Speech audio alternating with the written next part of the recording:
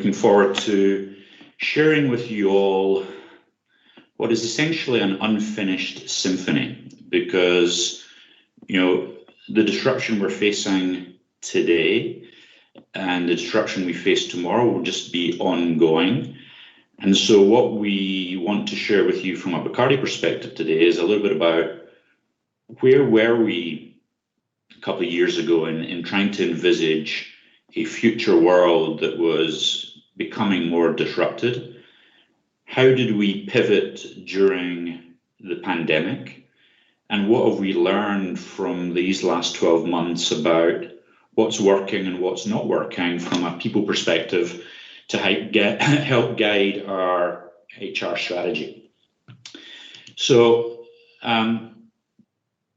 very briefly on Barcardi, because many of you will know Barcardi as the Rum, but we are the largest family-held private spirits company. We have Grey Goose in our portfolio, we have Bombay Sapphire, we have Patron Tequila, we have Dewar's Whiskey, and we have Martini Vermouth.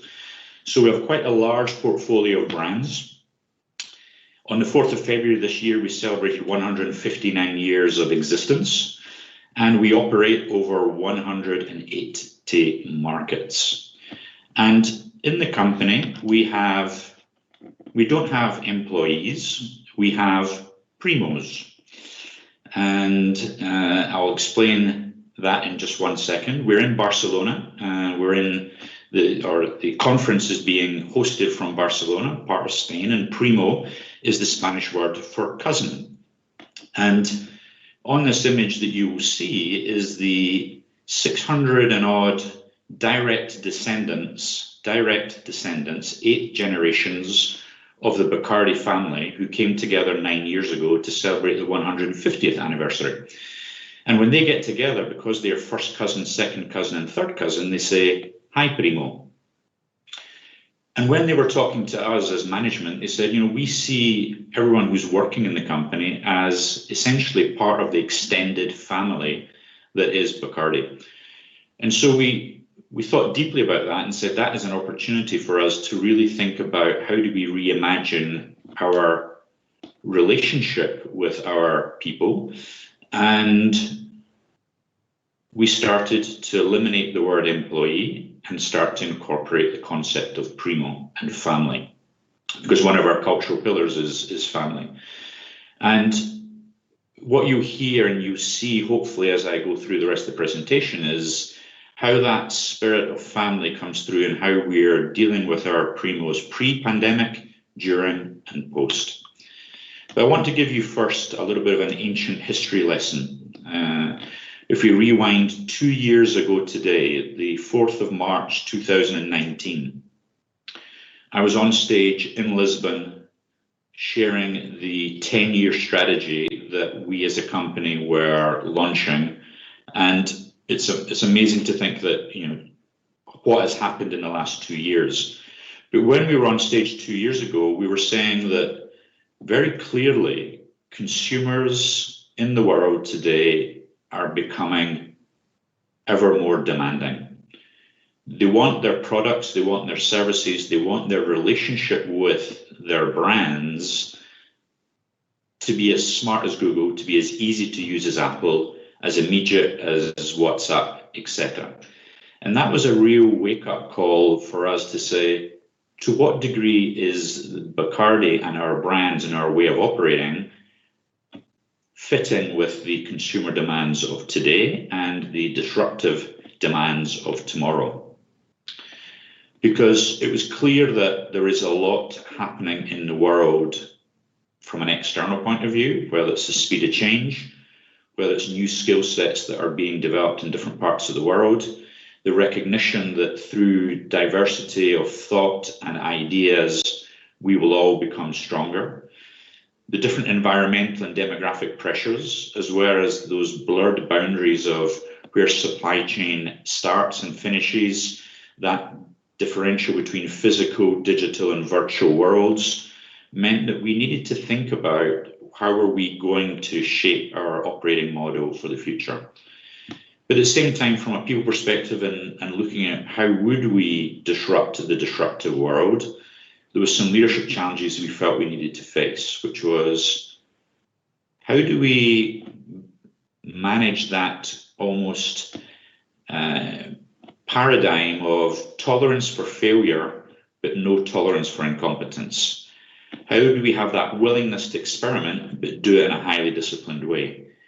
How can we have that environment where people feel super safe to express their point of view, but also have the right degree of radical candor or compassionate candor to say what needs to be said?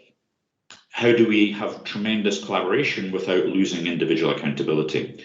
How do we develop strong leadership but keep the organization, sufficiently flat?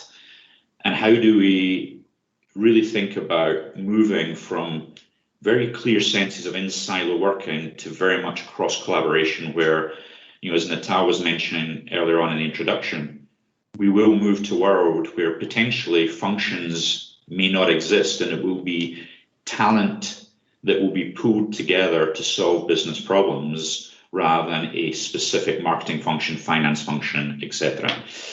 So there's a lot of challenges, but the last one, which, from a formatting point of view has just disappeared off the bottom, is how do we create an environment where everyone in the organization is appreciated for who they are, what they do, and who they can become?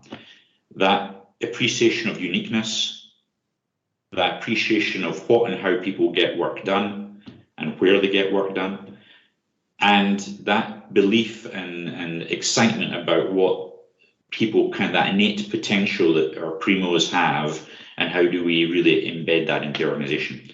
So, very clearly that was shaping our culture and our strategy, which is very much rooted in the ground. But our North Star, in terms of where we wanted to go for the future, was, why do we exist, is to make moments matter. When you're sitting in a bar, when you're in a restaurant, when you're meeting up with friends, colleagues, how do you truly connect in that moment? And how do we, with our brands, make that moment matter? Because we saw that the world pre-19 was becoming although it was digitally very connected, there was a sense of people feeling a lack of human connection. And that, as we've seen over the last 12 months, has become even more exacerbated. So we really reimagined and thought, how do we think about making moments that matter? And today we're right in the middle of a moment that is lasting longer than many of us would have liked. But we shaped what was our best 10 strategy. How do we make the next 10 years the best 10 years? How do we have that horizon that says, how do we think about the disruption from a consumer, from a supply chain, from a business, from a societal perspective? How do we reimagine what that's going to look like, and how do we get ready for it? By very clearly, from a people perspective, putting the consumer at the heart of everything we do. To the point that, in many of our meeting rooms around the world, we deliberately put one extra seat that is empty in the room, and that is the seat of the consumer, so that it just reminds us that when we're having conversations about many internal matters, we just remind ourselves, if a consumer was sitting there, would they care about what we're talking about? How would the consumer feel benefited by what we're sharing, talking, and discussing? And so, with our 10-year strategy, very much we put the consumer at the heart. We identified 4 big areas of focus: right brands and right markets, owning the on-trade, the bars, restaurants, and then making sure we had compelling experiences. How do we disrupt the future moments that matter through digital commerce and innovation? And how do we reignite marketing through tremendous talent, creativity, digital, with a series of foundational elements underneath? So we had that, but we really clearly recognized that if we want to have our best 10 from a Barcardi perspective, we need every Primo to have their best 10.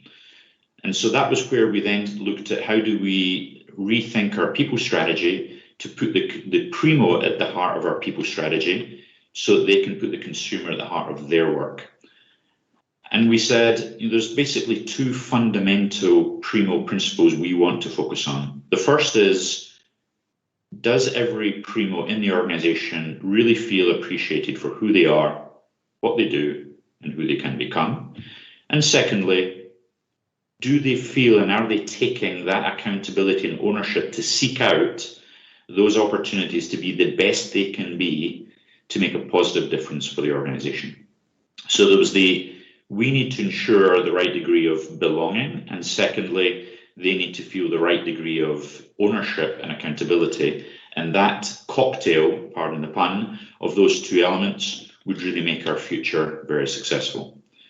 So then started the strategy of best talent for the best 10, which was rooted in an evolution of Primo engagement that said we were coming off an employee base opinion of engagement of 69 in 17, raising 10 points in 19, and getting to 20 by 2020, in January of 2020, to 81. And those surveys were run by Culture. And I have to say, a plug for the sponsor, super agile and easy to work with company that have really helped us and supported us pre-pandemic and during to develop loads of super dynamic pulse surveys that keeps us really connected with our Primos during this difficult period. So, we were starting this best talent, best 10 strategy, during 19 into early 20, we decided to measure engagement. It was 81%. And then, as we all know, this happened. And if I take, Spain as an example, tourism, hospitality, 16% of the country's GDP. Right now, 1 out of every 4 bars is closed, with the probability that they will not be able to reopen. And the remaining bars that have been able to stay open somehow have seen a 50% reduction in their revenues over the last 12 months. So a fairly dramatic scenario for us to deal with. And all of you, as you look in your own lives, how you've shifted your consumer habits in terms of where you've been drinking, how you've been drinking, but also how you've been buying and consuming products. There has been a very radical shift to a new channel of e-commerce and digital and takeaway and home delivery. And that really prompted us to say, what are we going to do now to either accelerate our previous best 10 strategy or question it and say, are we doing the right thing? But net, we said, the world and life does not have a rewind button. You can't press rewind and do something again. We can only go forward. So there's no going back anywhere, it's going forward.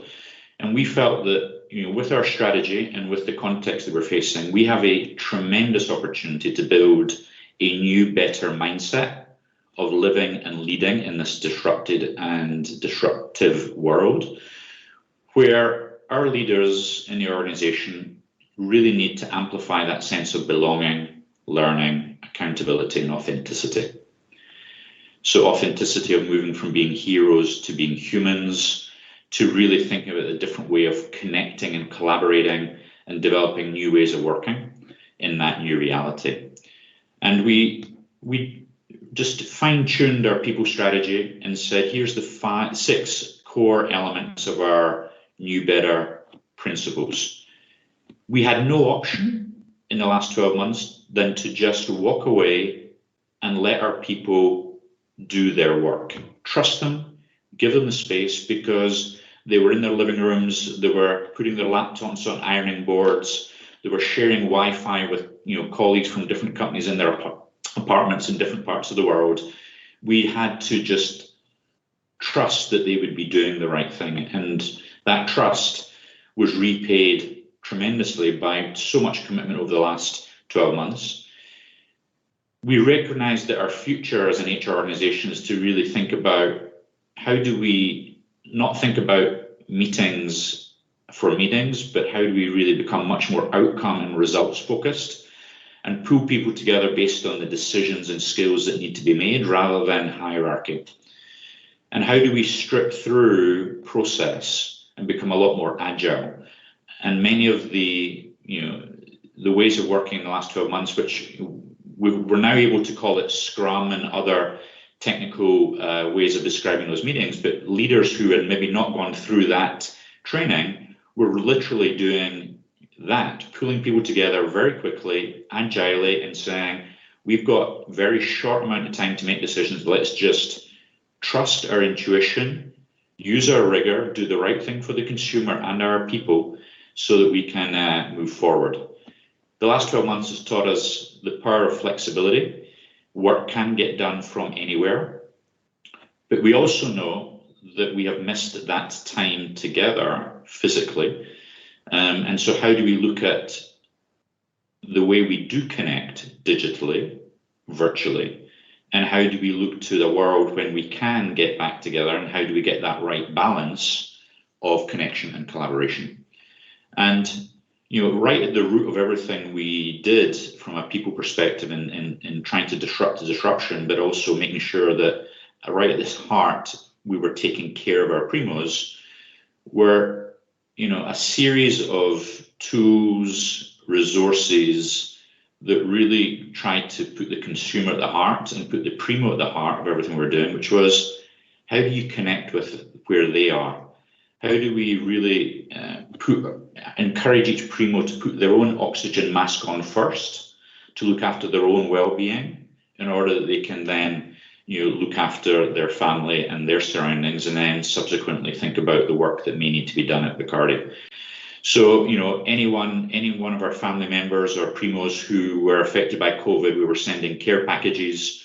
We've launched a series of mental health first aiders around the world to basically be connecting with people who may be working in a more isolated way and on their own.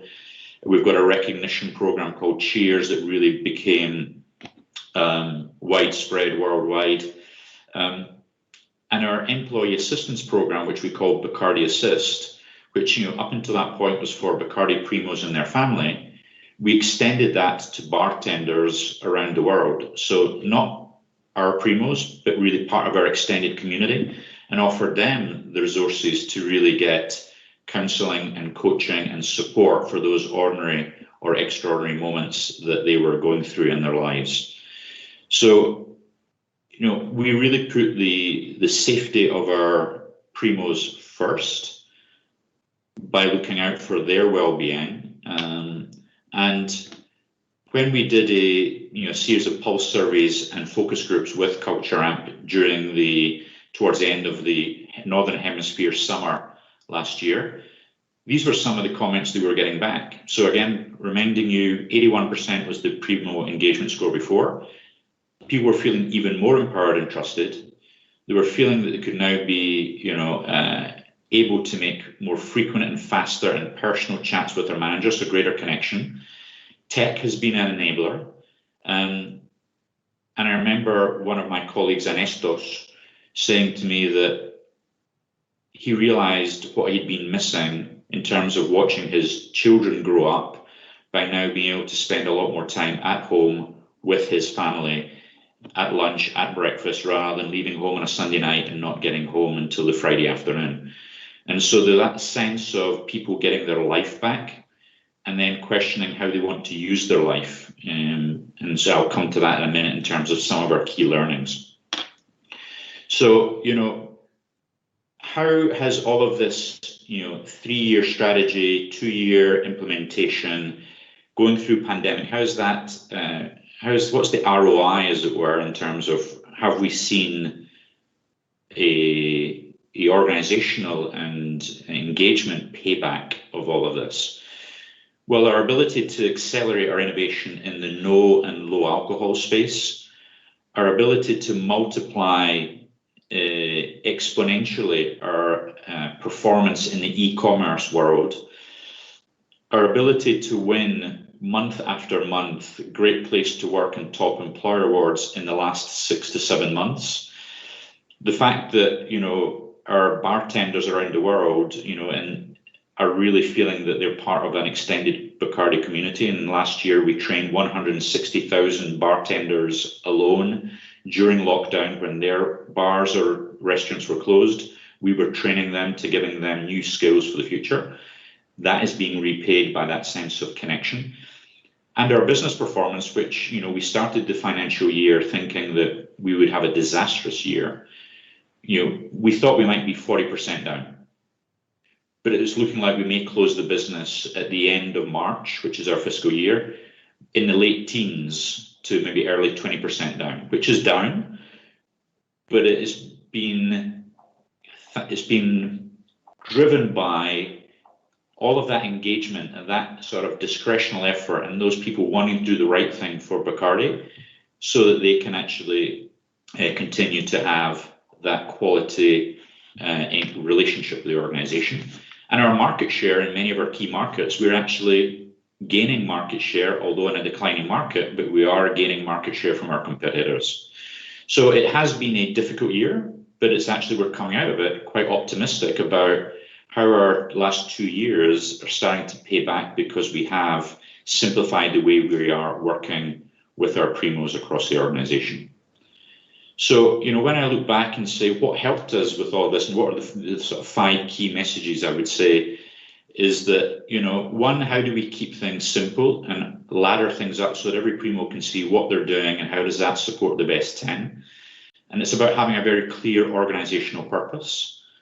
And we have, almost like a plan on a page, being able to communicate exactly what people need. The second is, how do we connect organizational purpose, which is about making moments matter?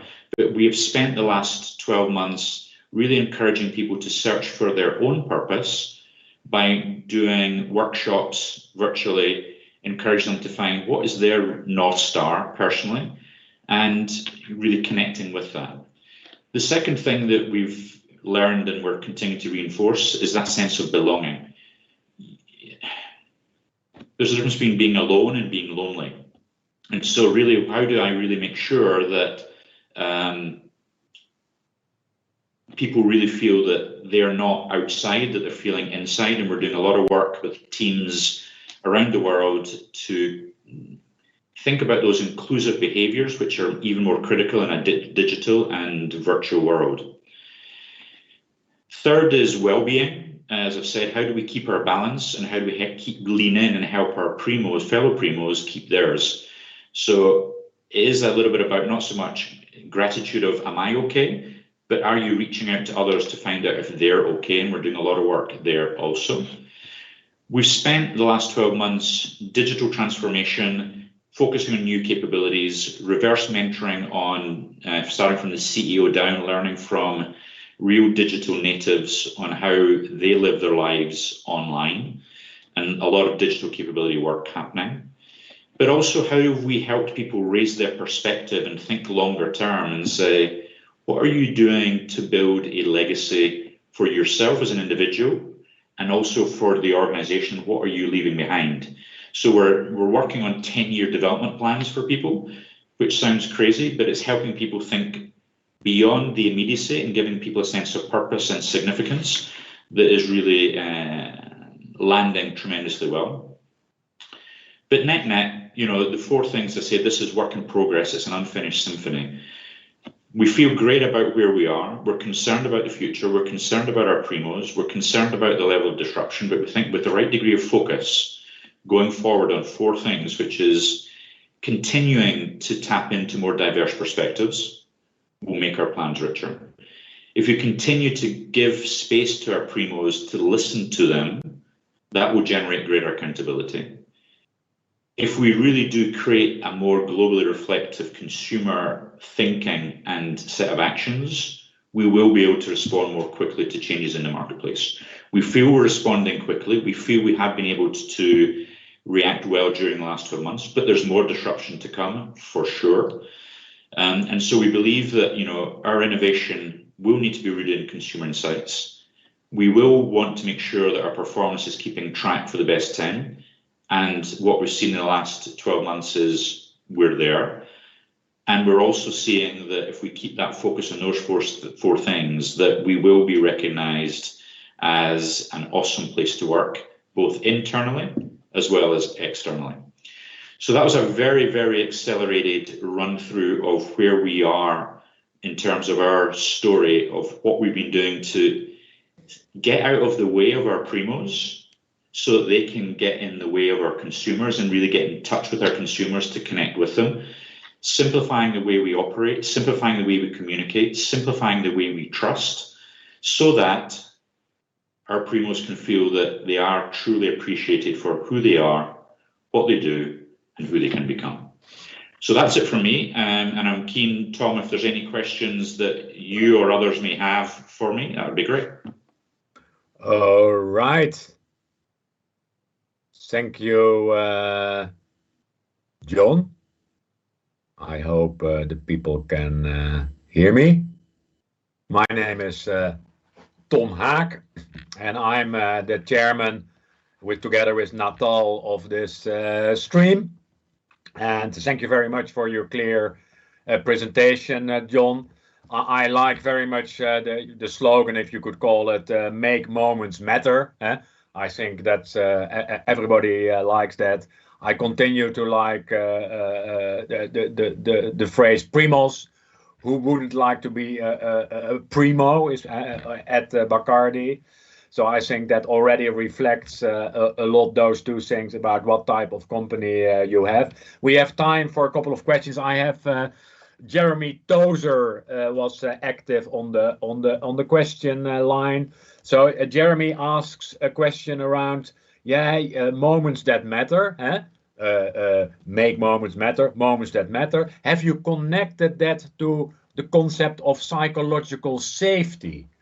Can you say something about that, John? Sure. Psychological safety, yeah. And we feel that the fight that we are fighting is moving from a world that generally is disconnected and not very empathetic to a world of connection and empathy. And so how do we make sure that in that moment of any degree of Primo relationship, Primo contact, that Primo feels that they can bring their unique self to that conversation? If they feel they're leaving part of themselves because of fear of how their opinion will be treated or how their lived experience will be judged, then we clearly do not have the psychological safety. So we are really saying the moments matter is about leaders and Primos saying you need to meet the Primo where they are and understand where they are, rather than thinking about where you are as a leader. You need to really have 2 ears and one heart, and sometimes just make that moment matter where that individual feels that they are the epicenter of your world when you're working with them. All right, thank you, very clear. Thank you for the question, Jeremy. There's a question of Erin, and Erin asks, how do you measure the broad goals you have formulated, like well-being? Can you say something about measurement? Yep. So Culture Amp, they have a multiple range of surveys that you can have, and we have built a very short, sharp 8-question survey on well-being that we are doing market by market, team by team, just in time, that we can revisit on a regular basis. We do focus groups with our people, talking with them. We have a very open channel of communication from the CEO right across the organization, from the bottling line to the front line. So there's both qualitative and quantitative measures in terms of that sense of well-being and belonging that we're doing in the organization. All right, thank you, John. One quick last question of Rianka, and thank you, Rianka, for that. In today's digital world, the sense of belonging has become ever more important. Can you give us an example on how Barcardi acts on this, the sense of belonging? So diversity is statistical. Inclusion is power-driven. I include you or I don't include you. Belonging for Barcardi is something that is inside, that someone feels. I can't belong you, Tom. You can only feel you belong or you don't belong. So what we're doing is we're really working with all of our leadership teams to really put themselves in the empathetic seat of the Primo, to really think where they are rather than where they are as leaders. And that work of vulnerability and authenticity, of getting leaders to stop thinking about themselves as heroes and directors, but thinking of themselves as enablers of their people to be successful, is the way that we really want bringing belonging to life at Barcardi. So it's a shift of a mindset with leaders. All right, thank you, John. It's unfortunate, but we have to remove you from the stage. But you're in a nice place, and enjoy your products.